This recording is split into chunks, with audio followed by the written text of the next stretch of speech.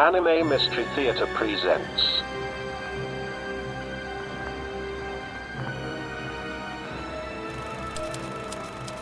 Whenever I get involved, it always starts the same way, with a body. Found on a beach in Florida. A body washed ashore, they first thought, until they saw the sand surrounding the young man was stained red. It was the usual culprit capable of creating such dyed sand, blood. As expected, there were no witnesses and no signs of a struggle. Nobody knew who he was. The local detective was unable to find suspects, and he remained a person unknown until my involvement. The detective looked into homicides from a little before his time on the force. When his investigation produced no new information, he was to place the case back on the shelf, though he didn't want to let this one go. And that's where I came in. Apparently, I was highly recommended by one of my former clients. That's when the phone call came. Jean Loise speaking. Yes, I am the private detective. What can I do you for? I see. Well, I'll hear you out. The detective told me about a young man who was found on a beach 6 years prior, the summer of 1928. The gentleman was shot with only one singular bullet to the back of the head, a close-range execution. Complicating the case was the fact that he didn't appear to be local to the area. His body wasn't dumped, nor was it carried in by ocean currents. He died where his body was found. The detective mentioned that they don't often deal with homicide cases in their little town, and this victim is the only known homicide the little town had involving an unidentified person. Now, I considered turning him away. My reasoning was quite sound. The case lay dormant for years, and no one even knew the name of the victim. Maybe this one wasn't solvable. The detective and I sat in silence for a good while as I contemplated what I had been told. I found myself considering if I would be willing to turn away a victim in need, the victim without a name or a voice. The small Florida town had little time and little resources. The financial crash only made things worse. Most importantly, the young man needed someone to know his story. The story of how his life ended in the most tragic of ways. Against my better judgment, I accepted the case. I'll look for the case file in the mail. Bye-bye. Little did I know the dangers that would befall me. I really should have turned the detective away.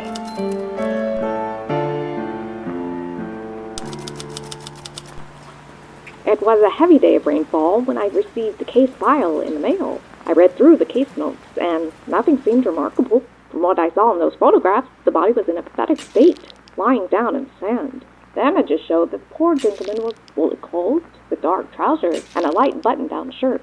His attire wasn't off the cuff. It was typical attire for a young man in his late teens or early 20s.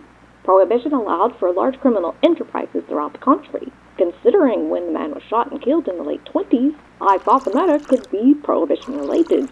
Alcohol was an enterprise run almost exclusively by the mafia. It's how they made their bazillions.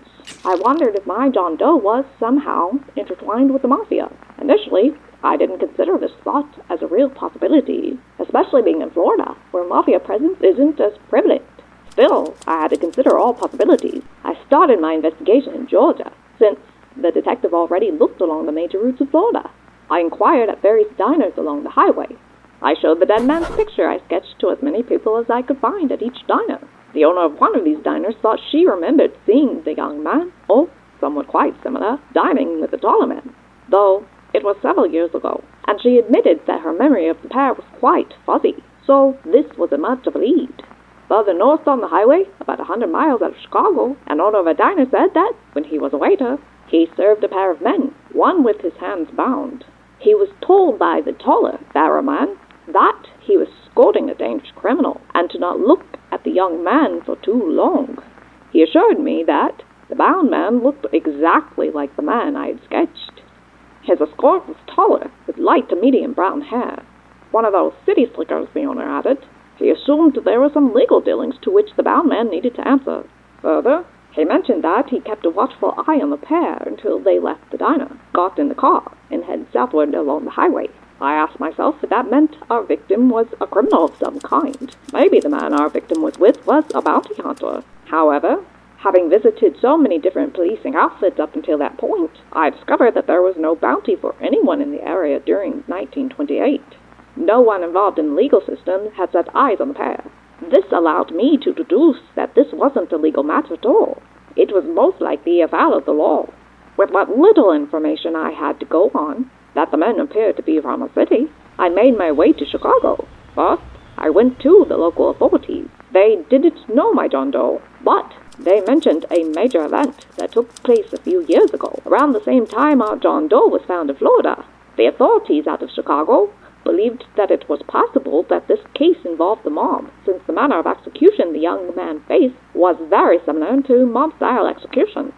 As such, they proceeded to tell me about multiple mafia families in a town across the river that were under the protection of the Glacius family, the main mafia family in Chicago. There was a change of leadership due to an outright war between the Vanettis and Glaciuses.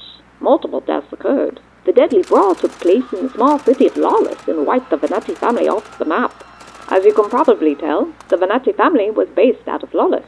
They made and distributed an incredibly popular alcoholic beverage named after the minor city. Still, I had no solid reason to think that the victim and that war between the Vanettis and the Glaciuses were related.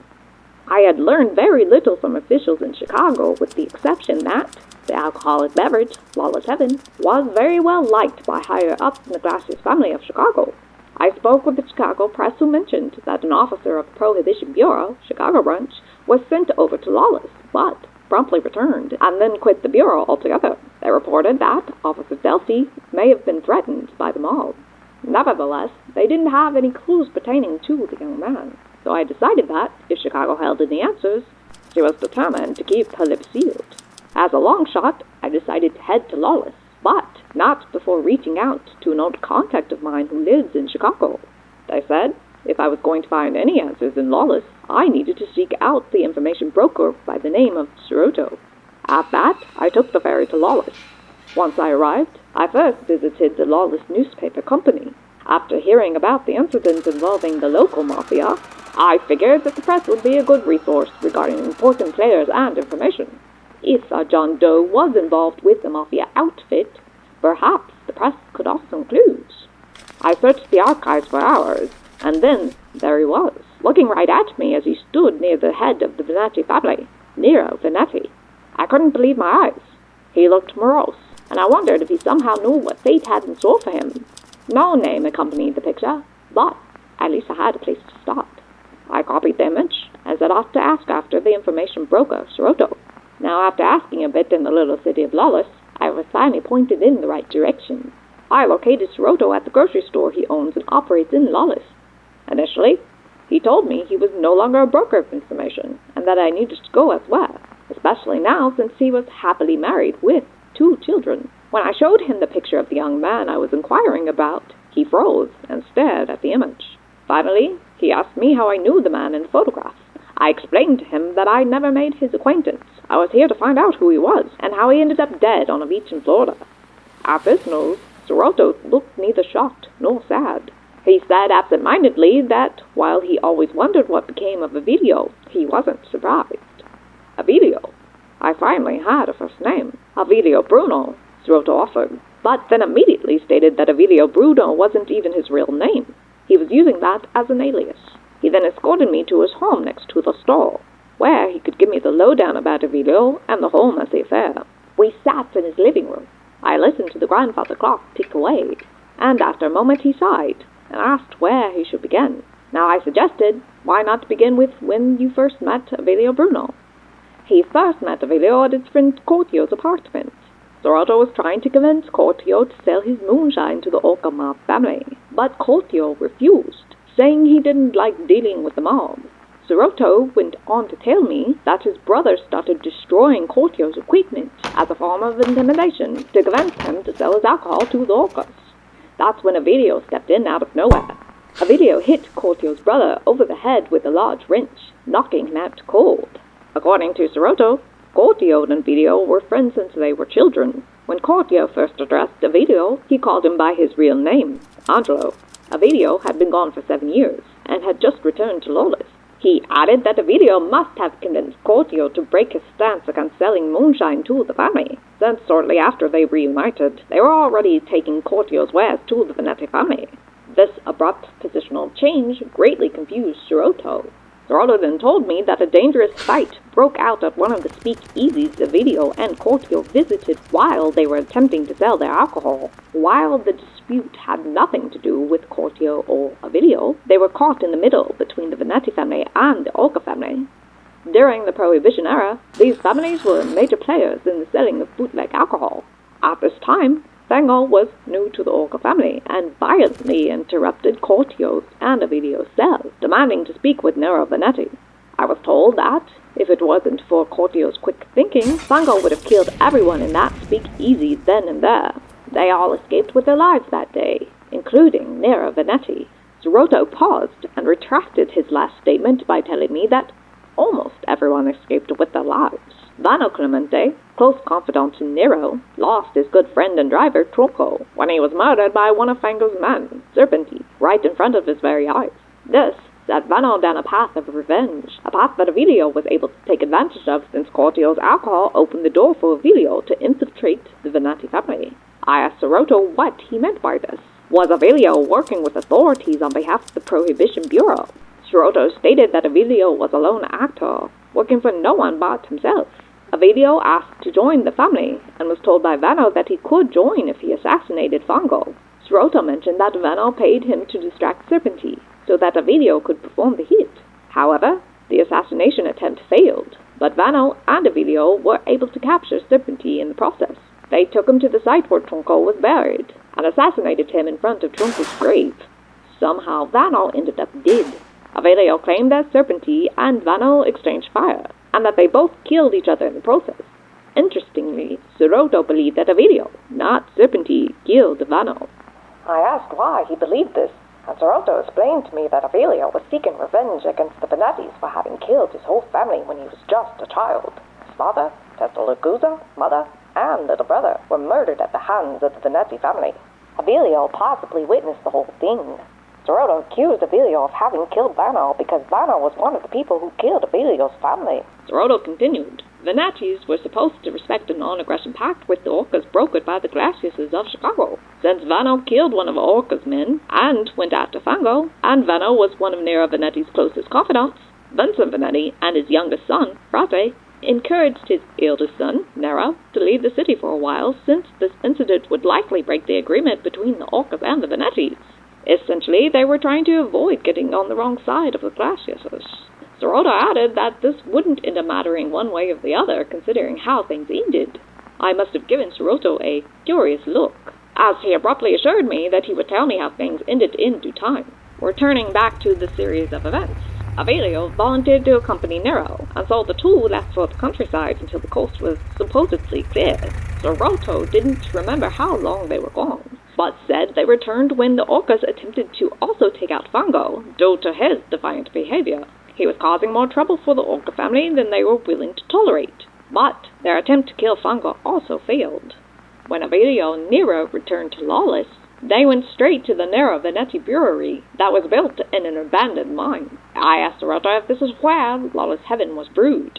Cerotto confirmed this, and added that Lawless Heaven was Cortio's recipe. He was the one who brewed the stuff.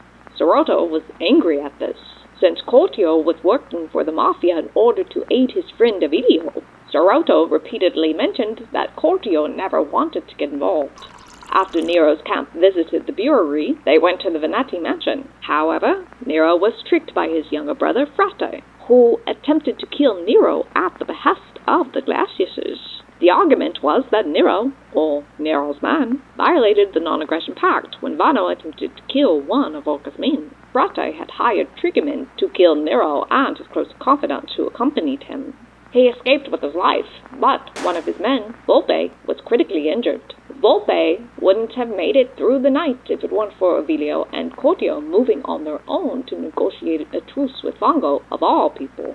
By this time, Cerotto was working with Fango. He gave up his bar due to a lie Avilio had concocted, but that was another matter. Avilio promised to retrieve Don Orca alive for Fango in exchange for safe harbor and medical care. Fango wanted to take over the Orca family and their territory, so he agreed to provide Nero and company their requests in exchange for the capture of the head of the Orca family. With their protection established, they concocted a plan. As part of the plan, they first met with Don Orca. While he was hostile to Nero Venetti, he did allow Avilio and Nero Entry to meet with him. Now they gave him an offer he couldn't refuse: provide a safe harbor to Nero and his close associates, and they would give Don Orca the brewery, the formulation of Lawless Heaven, and all of its proceeds. Of course, they had no intention to work with Don Orca. Cerotto explained to me how Orca was met with the double cross. Avilio was able to speak with Don Orca alone, telling him that Vincent Venati and Nero Venati killed his entire family, and he was seeking revenge. When the time was right, Avilio would kill Nero, and Orca could claim the brewery afterwards. A fight broke out, and Avilio appeared to have shot and killed Nero. In celebration, they opened a bottle of Lawless Heaven for drinking. The drink was poisoned, and it put Orca out like light. He was brought to Fango alive in a body bag. I asked Cerotto if Fango kept Orca alive. He chuckled, and then told me that Fango literally fed him to Orca's highest-ranking members when he assumed the position of the Don. It's clear that Orca met a horrifying end. There was a big to-do among the Veneti family regarding infighting. The attempted assassination of Nero by his brother, Frate, is part of a series of tragic events that culminated with the killing of Frate by Nero. Cerotto believed that Avilio was somehow involved, having at that point become Nero's right-hand man. All of this infighting and outfighting was bringing the city of Lawless to its knees. That's why the Bureau of Prohibitions in that copper. Deathly. He was from Chicago. The whole affair involving him is what caused a rift between Cortio and Avilio. Delphi couldn't be bought off, unlike his predecessor, Scusa. So Nero and his team went to extreme measures in order to get rid of Delphi.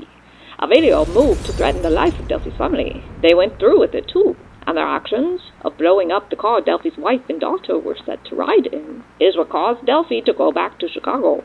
Cortio adamantly disagreed with Avilio about this tactic, and this resulted in a fight between the two. That's when Cortio went to Fango with information about Nero's whereabouts, so that Fango triggerman could off Nero.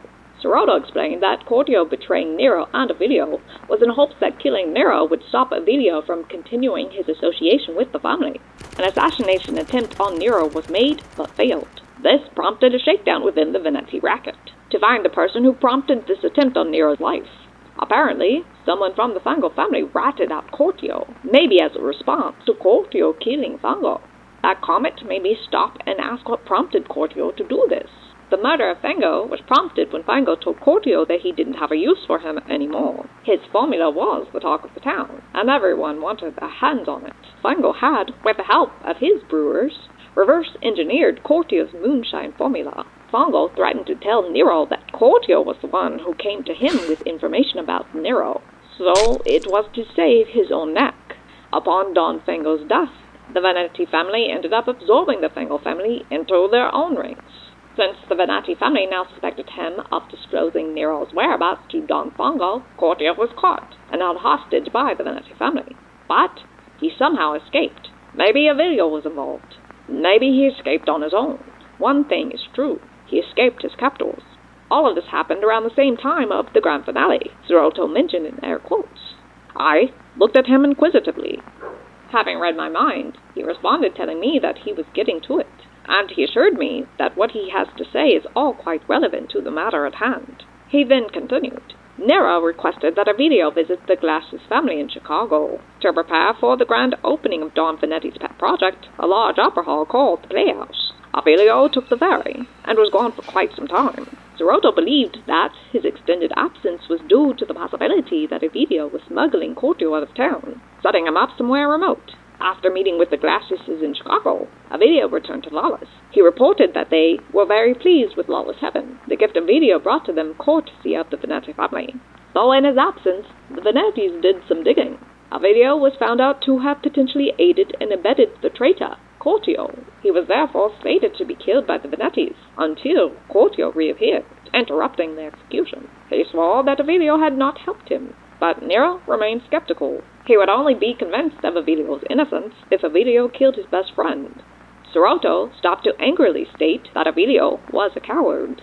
Then he continued to tell me what I had already suspected, that Avilio killed his best friend. Though I expected this, I still was myself surprised, and even a bit angry. After all, what good is revenge if you have to lose even more people dear to you to enact it?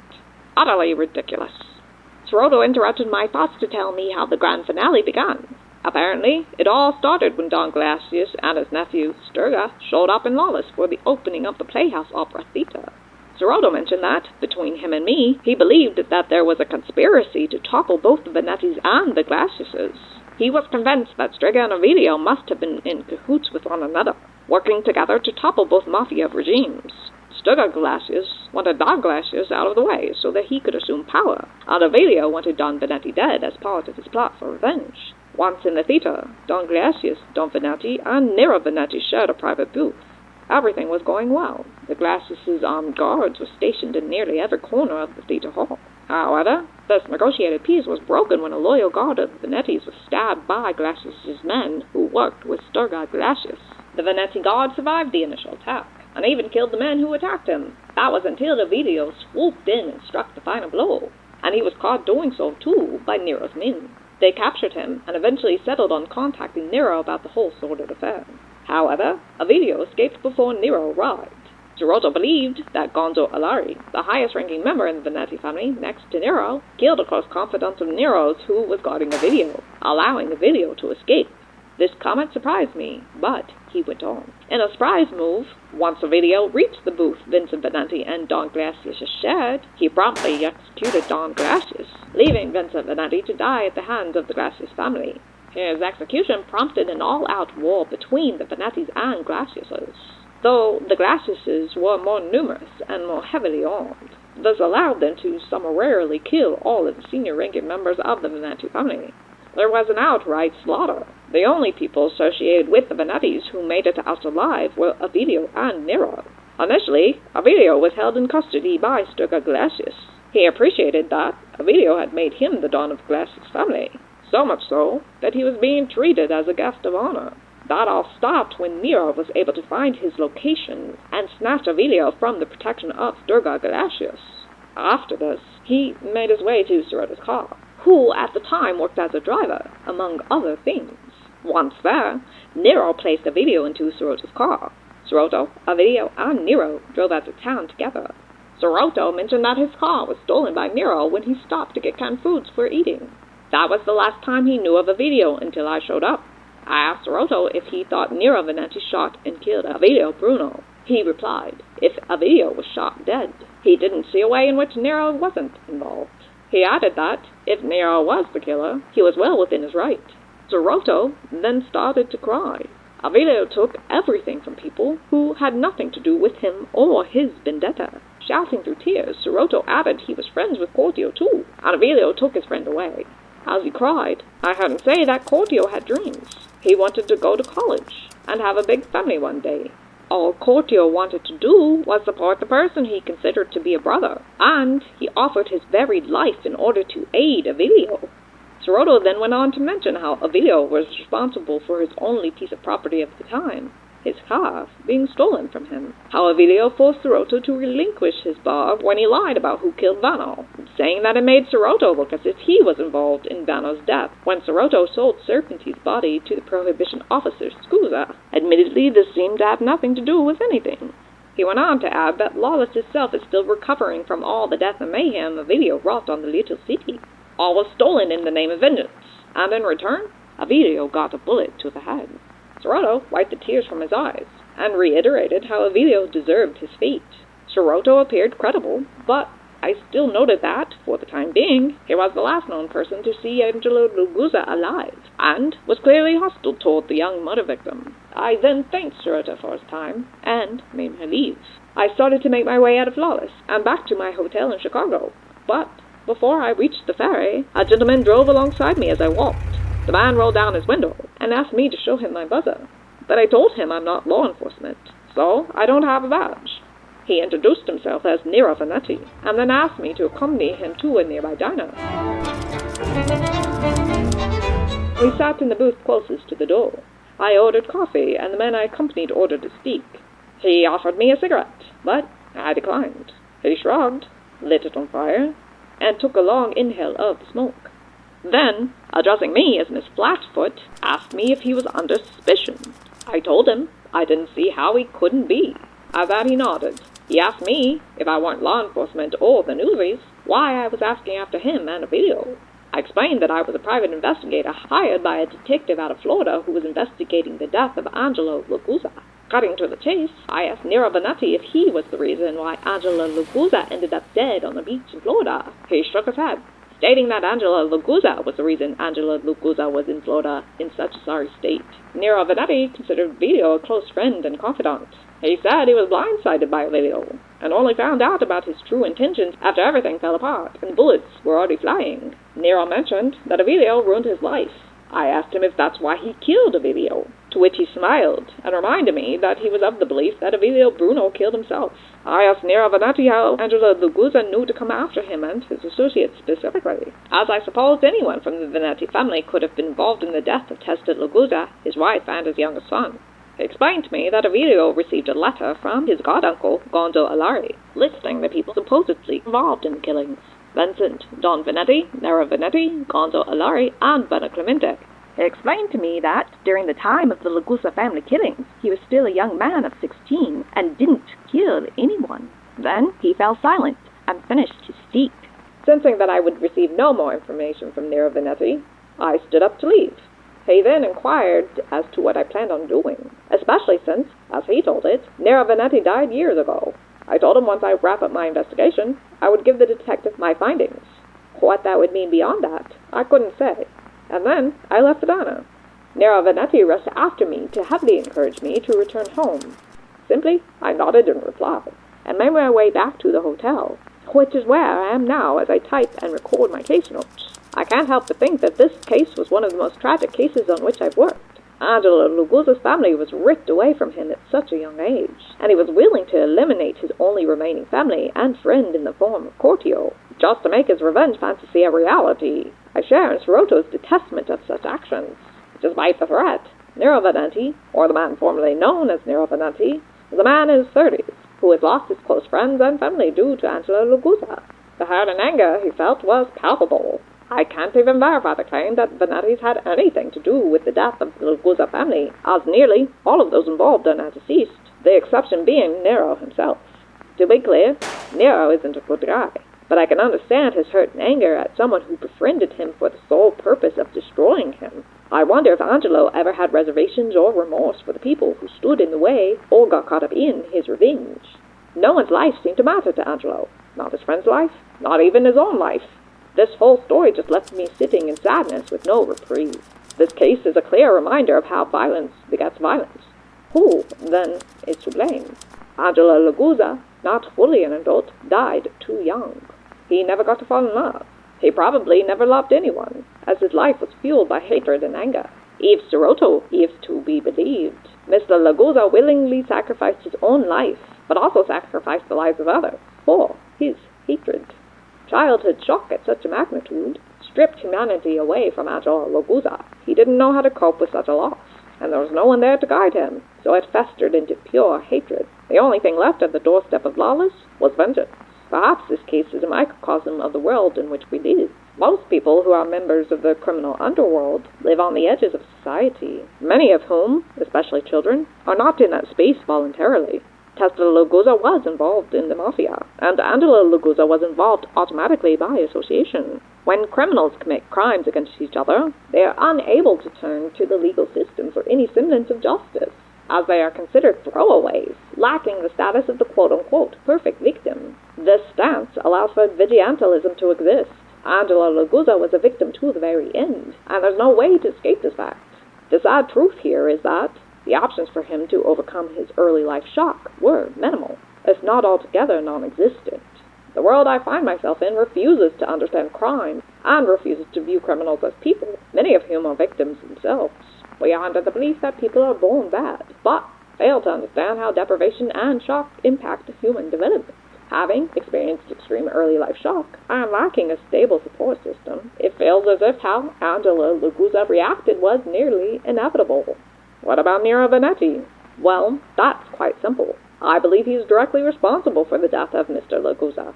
But I also believe Mr. Lagusa expected such an outcome, and may have kept Nero Venetti alive so that he could die by suicide at the hands of Mr. Venetti's own vengeance. Still, no direct evidence ties Mr. Venetti to Mr. Lagusa's death. Realistically, it's unlikely that anyone will pursue charges. I ask again then, who is to blame? This isn't a feel-good story. It could never be. The case can be viewed as a story about friendship, loss, and betrayal. Though unsettling, it was still worth investigating. And I believe it would be worth anybody's time to investigate in the future.